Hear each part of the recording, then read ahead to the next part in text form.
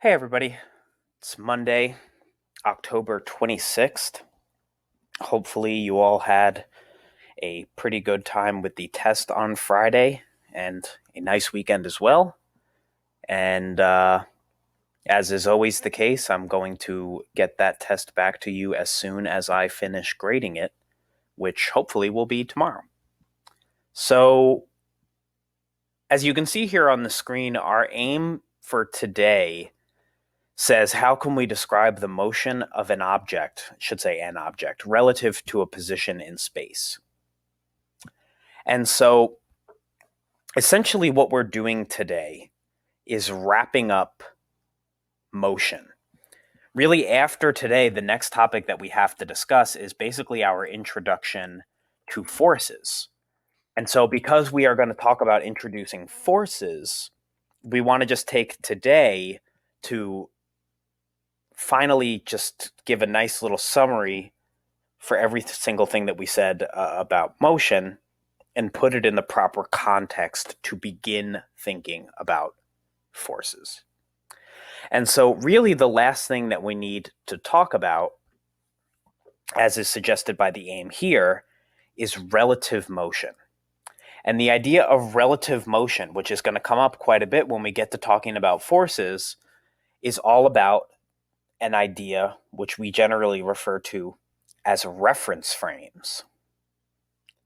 So this will be a pretty easy thing to understand if you have some visualizations to rely on.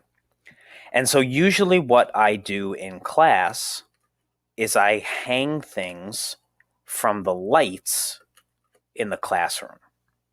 And so essentially what I do is I tell everybody to line up by the door, and I tell them to look at these three objects and to write down the order in which they see the objects when looking from left to right. Now, this is not like a take notes kind of thing, but I just want you to pay attention. Which objects do you see when you're looking from left to right, and in which order? And so as you can see here, we have a disc, a cone, and a sphere. And so what we see when we're looking from left to right is first you see the disc, then moving from left to right, you see the cone, then moving from left to right, you see the sphere. So we see disc, cone, sphere. And then I say, once you are ready and you have written down the order in which you see these things, disc, cone, sphere, walk over to the window and look at these objects again. And when you're standing by the windows, write down the order in which you see the objects. And what you notice when you look at these objects like this, you see the disc, then the sphere, then the cone. So disc, sphere, cone. And notice the order is different. When we were looking at the door, we see the disc, the cone, and the sphere. And when we're looking from the windows, we see the disc, the sphere, and the cone. And so hopefully you're sort of getting the point here. The disc, the cone, and the sphere are where they are. But depending on where you are viewing them from, you will see a different thing. And despite the fact that the people, and by people I mean the observers, somebody standing at the door and somebody standing at the windows, are seeing two different things. This person is saying, no, I'm seeing disc, the cone, and the sphere, and this person sees the disc, the sphere, and the cone. The position of these objects has not changed, even though the two observers disagree about what they see. And so in order to really fully understand and be able to explain this, we need to discuss the concept of a reference frame. And so a reference frame is a physical entity, like the ground or a car, to which we reference measurements of position, velocity, time, and acceleration. And so depending on your reference frame, you will make different measurements of position, velocity, time, and acceleration. That doesn't necessarily mean it's wrong. It's just that we need to be very careful about how we describe these measurements, because different observers will make different measurements. Now, we can use, trigonometry and various other techniques to be able to resolve the disagreement and show that even though these two observers are seeing different things, they are actually observing the same situation, and that they don't actually disagree, that it just truly is their reference frame which is causing them to see different things. The point here is just that we have to be very careful about the way we record measurements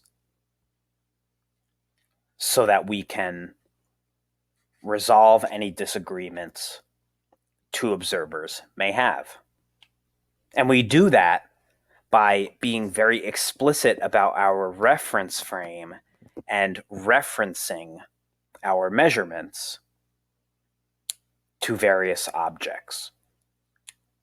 So we say, if we're talking about a velocity, we say this distance relative to some object. And so just to bring it back to the example with the windows and the cone thing here, if we're talking about the position of this disk, we want to say the position of this disk relative to the wall, or the position of the sphere relative to the wall. And so when we try to reconstruct the positions of these objects using the measurements made by both observers, we would actually see, yeah, you're seeing them in a different order, but what you're saying is their distance from a spot on the wall. It's actually the same location. You're just seeing it differently because you're in a different reference frame. That's the whole idea. Now, we already talked about the idea of measurements being relative to a particular observer, particularly when we were talking about the chase problem, because if you use the shortcut for the chase problem using the gap distance, the number that you use when you're using the gap distance is the relative velocity. And so the idea is, because both objects are in motion, the way they see each other's velocities will be different from the way somebody on the ground sees their velocities. Neither one is wrong. It's just that they are in different reference frames, and so they will make different measurements of position, velocity, time, and acceleration. Now, something that we want to just put here very quickly before we move on, it actually does have a lot of relevance to forces problems, and we're going to bring this up again and again and again when we get to forces problems. And because we're introducing the idea, I'm just going to put it out there now. You will see me bring this up again in a couple of days. There are very particular kinds of reference frames that are very important in physics, and those kinds of reference frames are called inertial reference frames. And an inertial reference frame is a reference frame that is either at rest or moving with a constant velocity. Now, obviously, we didn't get to this in this class yet, but I hope everybody realizes why a reference frame that is at rest or moving with a constant velocity has a particular significance when we're talking about forces. What do both of those reference frames have in common if they're at rest or moving with a constant velocity? Well, if the object is at rest or it's moving with a constant velocity, it has no acceleration, and that's the key. And you will see a more detailed discussion of that when we get to forces, However, because we're talking about reference frames here, I'm just putting it out there. Take a moment to pause this video here and write that down, and when you hit play, we'll move on. So we got to this point already, but I just want to make sure that we're being very, very, very clear about it. The reference frame choice determines the magnitude and direction of position. Time obviously doesn't have a direction though. Acceleration and velocity. The choice of a reference frame is a huge thing because it essentially determines the magnitude of all these quantities. And as we said, when the orientation of observers are different with respect to the system, and the system here being whatever it is that we're observing, we can say that the difference in reference frames is what accounts for the differences in the measurements of position, time, velocity, and acceleration. Take a second to pause this video here and write that down. These 2 points are very important. And when you hit play, we'll attempt to apply this to some problem solving. So an important idea here when we're solving problems, annoyingly enough, is actually going to be about the notation we use when we're solving problems. So let's put here, I want to write a note and then I'm going to write something here. Let's say, since measurements are different for observers in different reference frames, we must define velocities, and all measurements really, but velocities in particular are what we're going to be using, in reference to certain positions or objects. And so in order to do that, we need to be really careful about the way we write these things down. Lately, if we're talking about a velocity, we just write v. But now, because we are talking about the motion of objects relative to other objects or points in space, then we need to be very careful. The notation for relative velocities has 2 subscripts. So let's say there's a person and they're just walking on the ground. Usually we have no problem just saying, oh, they're moving at 10 meters per second. But of course, moving at 10 meters per second relative to what? If there's a bug, let's say like those are antennas. Oh my God. Walking along with the person with the velocity of 1 meters per second, they're not going to say their velocity is 10 meters per second. They're going to say the person's velocity is 9 meters per second, and so on. So the way that we note this velocity relative to another object is by putting 2 subscripts. And so the first subscript always denotes the object we're referring to, and the second subscript shows what the motion is being referenced to. And so here, this would be the person, this would be the ground, and so this velocity you would read as the velocity of the person with respect to the ground. And sometimes we abbreviate with respect to as WRT. And so when you are talking about the velocity of an object, it's always an important question to ask here, relative to what?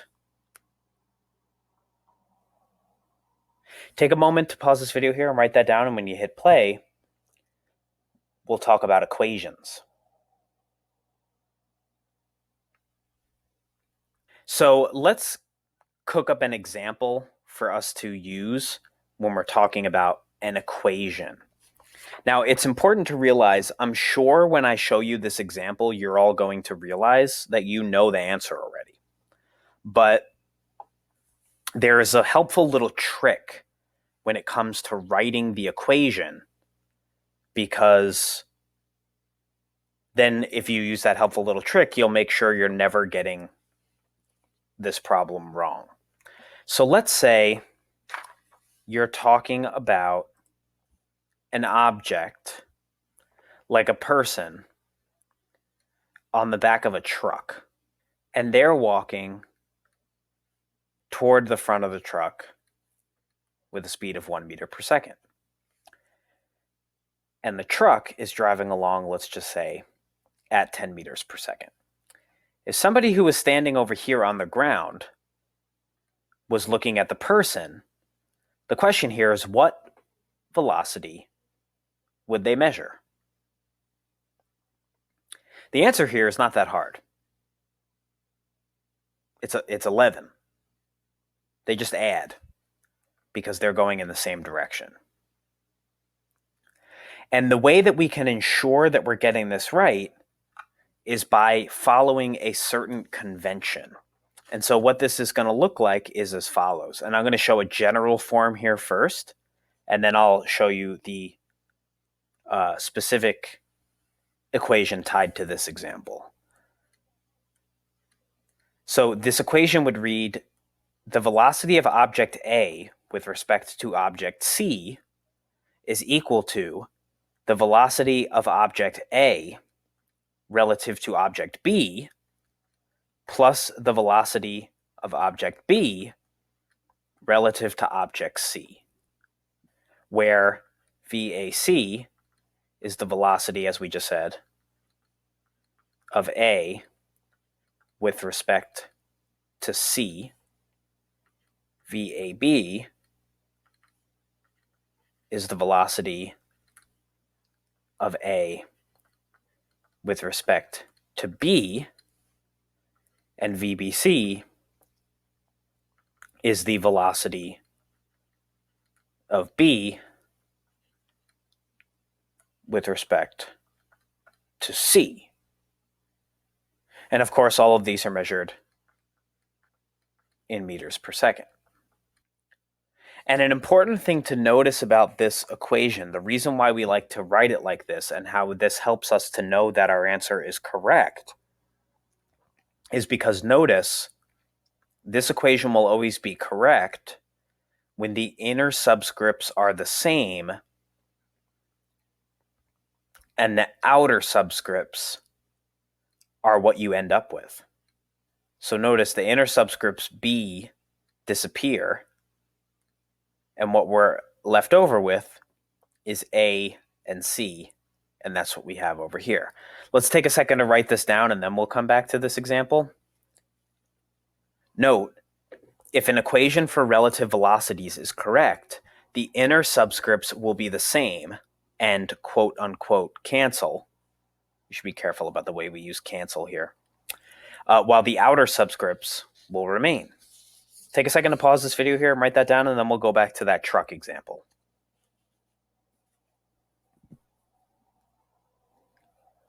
So going back to the truck here, we can see here that this velocity, the velocity of the truck, is the velocity of the truck relative to the ground. And this velocity is the velocity of the person with respect to the truck. And what we want to know is, how does this person see that person's velocity? So we want to know the velocity of the person with respect to someone on the ground. Well, if we want to find out VPG, we need to organize these in such a way that the inner subscripts will be the same and the outer subscripts will remain. And it's not that hard. If we write VPT, the velocity of the person with respect to the truck, plus the velocity of the truck with respect to the ground, notice the inner subscripts are the same, and so what we'll be left over with are the outer subscripts. And so we get the velocity of the person with respect to the truck, 1 meter per second, plus the velocity of the truck with respect to the ground, And what we're left over with is the velocity of the person with respect to the ground, which is 11 meters per second. And so the main point here is if the equation for the relative velocities is correct, the inner subscripts will be the same and they'll cancel, while the outer subscripts will remain, showing that that's what's being solved for. All right, let's do another example here, which I'd like you to try on your own. It says here, and this is in the old textbook for the course again, the Jones-Childers book, so I'd just like you to sketch the image that I'm going to show here. It says a freight train pulling several flat cars is slowly passing a highway intersection at 10 kilometers per hour. A hobo on one of the flat cars is walking away from the engine at 5 kilometers per hour. And so the question is, what is the velocity of the hobo relative to an observer waiting in a truck stopped at the crossing? And so we have the flat cars here connected to the front of the train. There's the smokestack or the engine. Okay. And so the hobo here is standing, walking away from the engine. And so this is the engine here. And we'll give them a bindle just to make it realistic. So the question here is asking, what is the velocity of the hobo relative to an observer on the ground? Take a minute or two to pause this video here and write out the work for this problem. And when you hit play, we'll go over it.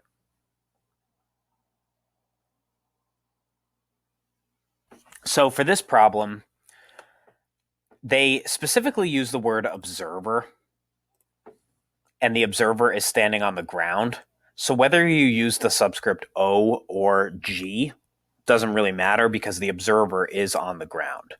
So your work for this one should look something like this. They say the velocity of the engine with respect to the ground is 10 kilometers per hour. And they tell you here also that the velocity of the hobo relative to the engine is negative 5 kilometers per hour because they're walking to the left. And so the question is asking, what is the velocity of the hobo relative to the ground? And so the velocity of the hobo relative to the ground equation has to show the inner subscripts being the same and the outer subscripts being h and g.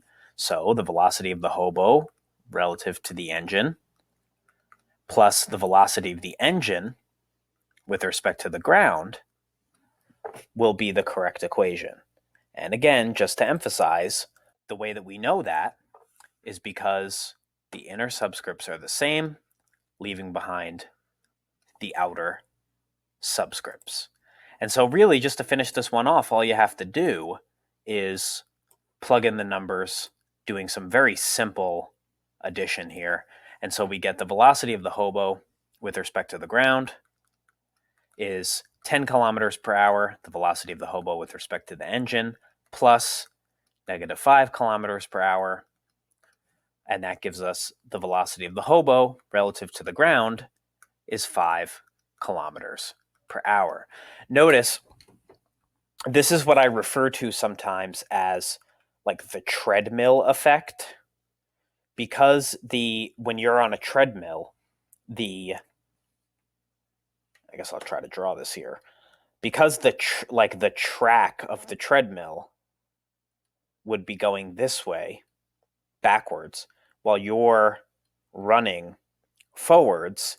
If the speeds of those two things are equal, the velocities totally cancel. Here, the velocities totally don't cancel, and so we get something left over. But that's effectively what's happening here. The person who is standing on the ground doesn't see the hobo moving as fast because the velocity of the train is canceling out some of their velocity. Now, that's basically it. But to wrap this up, I want to take a look at some questions on a worksheet. Now, you will start to see this heading pop up more and more and more. Last year, the College Board decided to produce a workbook for this course.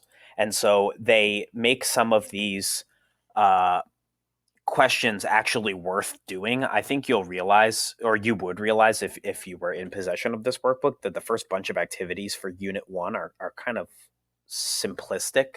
You guys already took physics before, so you know like basic stuff about what speed is. So we didn't use that, but we're going to start to use this more and more as we go through the year. And on this worksheet, they give you this scenario. And it says here in the scenario, Blake and Carlos are playing on a train. They almost always use trains for these problems. Blake and Carlos are playing on a train while Angela watches. While the train passes Angela, it is traveling at 5 meters per second to the east. At this time, Blake is running at 2 meters per second east relative to the train toward Carlos, who is taking a break. All speeds given for Blake are relative to the train. So the problem here in part A says sketch a motion map based on Angela's measurement of Blake's motion. Now, we've seen these motion maps before. In fact, you actually saw one on your test. I just want to pull this up here so I can draw it. A motion map is what we've referred to sometimes as these dot diagrams. And so if you see the dots equally spaced, then that shows you the object is moving at a constant speed, right? So essentially what they want you to do here, notice, is draw a motion map of what Angela sees for Blake's motion and what Carlos sees for Blake's motion. And what I want you to do here is to pay particular attention to the spacing of the dots, because the spacing of the dots gives you an idea of how big the velocity is, right? Because if the dots are spaced farther apart, it means the object is covering more distance in a certain amount of time and thus is going faster. I want you to take a shot at drawing this motion map, as they call it, or this dot diagram. And when you hit play, we'll talk about it. So take a second to pause this video here and do that. And when you hit play, we'll go over it.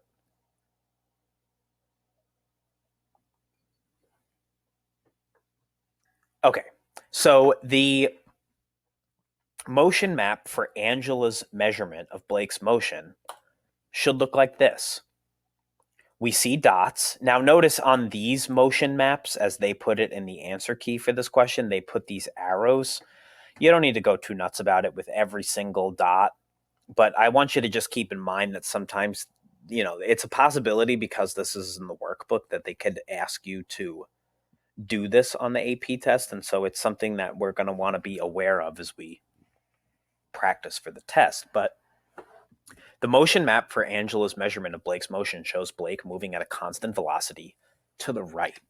Like, let's not go too nuts about this. That's what that's showing. The dots are equally spaced. So they're showing that Blake is traveling equal distances in equal amounts of time. And that's because his velocity is constant. And so the big question here is, how is Carlos's measurement of Blake's motion going to be different? It should be clear to everybody that Carlos is going to see Blake moving at a constant velocity. But how is the measurement of that velocity going to be different? It's going to be less. And so here, the only difference between these two diagrams is that the spacing between the dots is different. And of course, this one is showing the arrows going to the right. No reason to go too nuts about this here. That's the idea.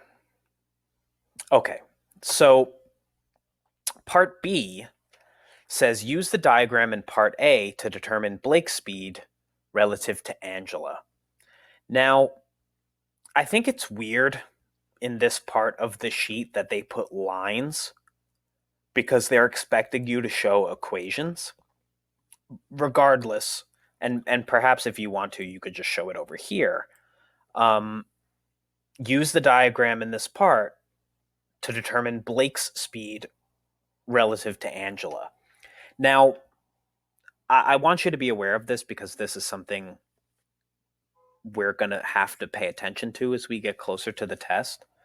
The reason why the College Board is like absolutely in love with these diagrams is because they seem to have it in their heads that these diagrams are like critical for you to be able to get the answer to the question about determining Blake's speed relative to Angela. But as we just saw in the last example, like you can just use algebra. And that's really what they want you to do here is just use algebra. How exactly that requires you to use the motion map, I'm really not sure. But they seem to be in love with these kinds of little diagrams here. And so that's just something I want you to be aware of. Take a second to pause this video here and calculate Blake's speed relative to Angela. And when you hit play, we'll go over it.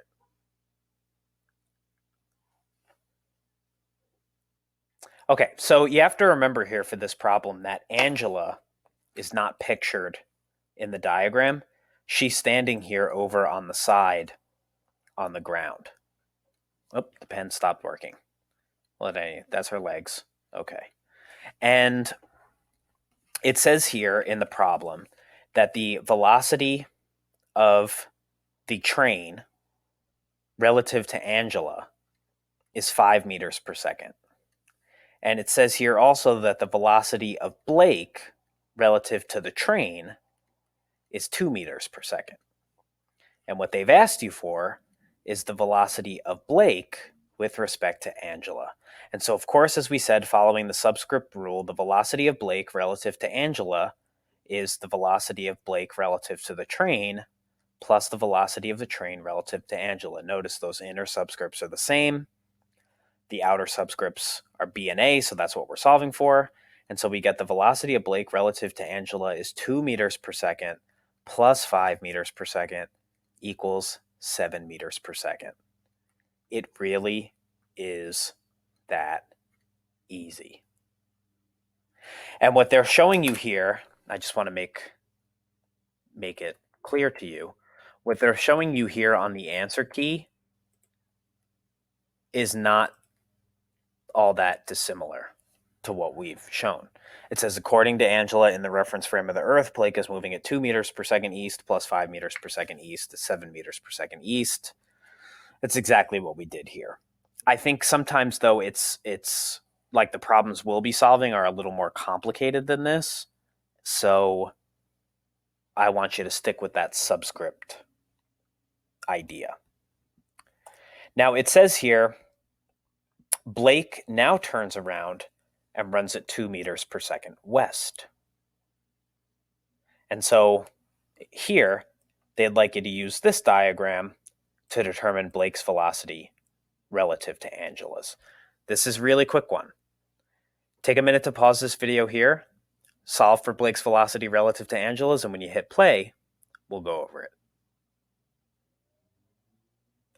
Okay, so pretty simply here, this is exactly like the example we've already done. The only difference between this problem and the last problem is now the velocity of Blake relative to the train is negative 2 meters per second. The velocity of the train relative to Angela is plus 5 meters per second because it's east. The velocity of Blake relative to Angela is what we're looking for. And so the velocity of Blake relative to Angela is the velocity of Blake relative to the train plus the velocity of the train relative to Angela. And so we get here, what we get here when we do that math is negative 2 meters per second plus 5 meters per second. And that's equal, of course, as I'm sure you already knew the second you looked at this one, 3 meters per second. This is from the College Board, I want to point out to everybody. Like, I think now that hopefully you've seen an actual AP question, you're realizing something that at least those of you who took honors physics with me realized. We are intentionally doing things in this class that are a little harder than what the AP test is going to give you, because number one, many of you who are going to go into engineering are going to need to be prepared for college level engineering courses. But number two, if you are able to do what I give you in class, then the AP test is going to seem easy to you. And obviously that's what we want, because then many of you will get fives, as is usually the case, and we'll all be happy. So that's really it for these calculations. They're not that complicated. This problem, though, does, I think, and this is really the reason why I wanted to do this worksheet, because it has a question on the back that is really similar to the kind of thing you're going to see on an AP test. They give you always on one of the 5 free response questions a part of a question where they say 2 kids are having an argument or 3 kids are having an argument, resolve their argument by picking the parts of each argument that is correct and then resolving it basically by putting it all together to give the right answer. So it says here, in both cases shown below, Blake is running on a train as it travels. In which case is Blake's speed relative to the ground greatest? And it says circle the correct parts of each student's argument. Blake says, I'm running fastest in case A. Therefore, I will appear to be moving fastest relative to the ground. Who cares what the train is doing? Carlos says, no, the train does matter. But since 20 plus 10 is greater than 10 plus 10, you are right in that case A. You are right that in case A is where Blake is the fastest. And Angela says Blake is running fastest relative to the ground in case B because Blake's velocity and the train's velocity are in the same direction and add up to 20 meters per second east. But in case A, Blake's velocity is in the opposite direction of the train and they add up to 10 meters per second west. Take a second to pause this video here and circle the correct part of each student's argument. And when you hit play, we'll go over it. Okay. So this particular question is giving you these 3 kids' arguments, and you're asked to pick which part of each student's argument is correct. Blake says, I'm running fastest in case A, therefore I will appear to be moving fastest relative to the ground.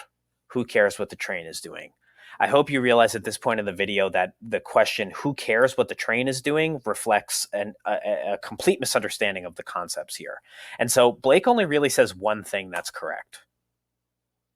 And that's that he's running fastest in case A. He doesn't really understand the situation, but he at least says a thing that's right. And so we count that.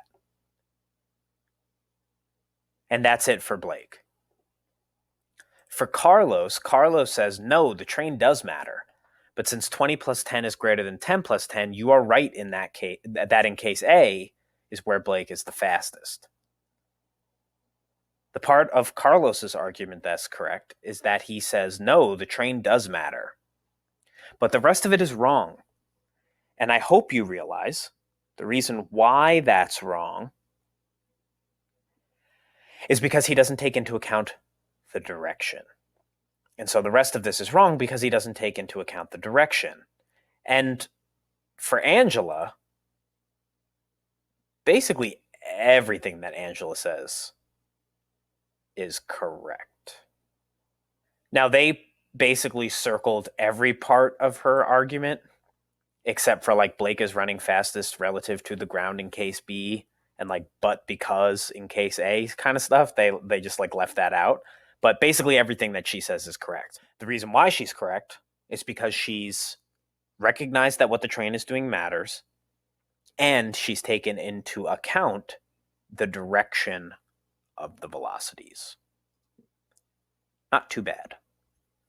All right, to finish us up for today, that's it with that sheet. To finish us up for today, I'd like to look at one last question to go over before we wrap this up. This is actually also on this sheet. I just didn't include it because I wanted everybody to discuss it in class. Now you'll just have to think about it on your own. Of course, I know some of you are in communication with each other over the internet, so it'd be good to discuss this with each other after the fact if you're a little confused about it. It says here, suppose you and a pair of life preservers are floating down a swift river as shown. And so let's just say the river, for the purposes of this question, is moving this way. It says you want to get to either of the life preservers for safety. One is 3 meters downstream from you, and the other is 3 meters upstream. Which can you swim to in the shortest time? I'd like you to take a second to pause this video here and think about it. This is a good question. And when you've come up with an answer and think you found a way to explain it, hit play, and we'll go over it.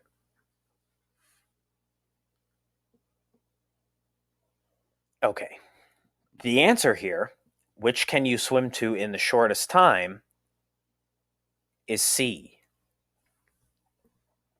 This is a little confusing, but the idea is because the two life preservers and you in the river, this person, or you, however you want to think about it, because all three of these objects are moving in the river, their relative velocity, or their velocities with respect to each other, is zero.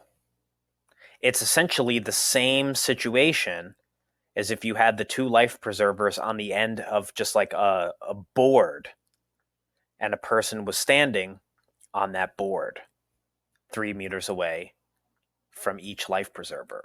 Whether or not the board was moving doesn't actually matter. I think what is confusing about this is that these people are not just like standing on a platform or like standing on a train that's rolling in a certain direction, but that they're in a river. But it's important to realize them floating in a river is the exact same thing as them standing on a train, although it doesn't seem like it. Because what I think a lot of people usually think is that if the river is flowing down here, that when the person tries to swim upstream, their velocities will begin to cancel a little bit. And that's actually true. Their velocities will cancel a little bit. And so in the equation v equals d over t, this person's effective velocity, if you will be a little less than what it was in the beginning, because the velocity they had in the beginning was just whatever the velocity of the river was. They were being carried with the river. But the idea is, even though that's true, because now they're swimming toward the life preserver and the life preserver is moving towards them, the distance shrinks also because they're moving toward each other. On the other hand, you can say down here, when the person tries to swim towards this life preserver, well, isn't their velocity going to add with the velocity of the river? That's true. But this life preserver is moving away from the person. So yes, their effective velocity does increase, but the distance they're going to have to travel in getting to that life preserver increases as well, which keeps the time the same. The velocities relative to each other for these three objects, the two life preservers and the person, is zero. And so effectively, it's the exact same situation as a person standing on the ground trying to walk to two things that are equally far apart. It would take the same time in both cases.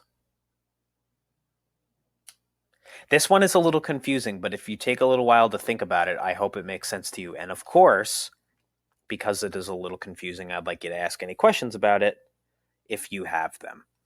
Now, as I'm sure you noticed, this video is shorter today than most other videos.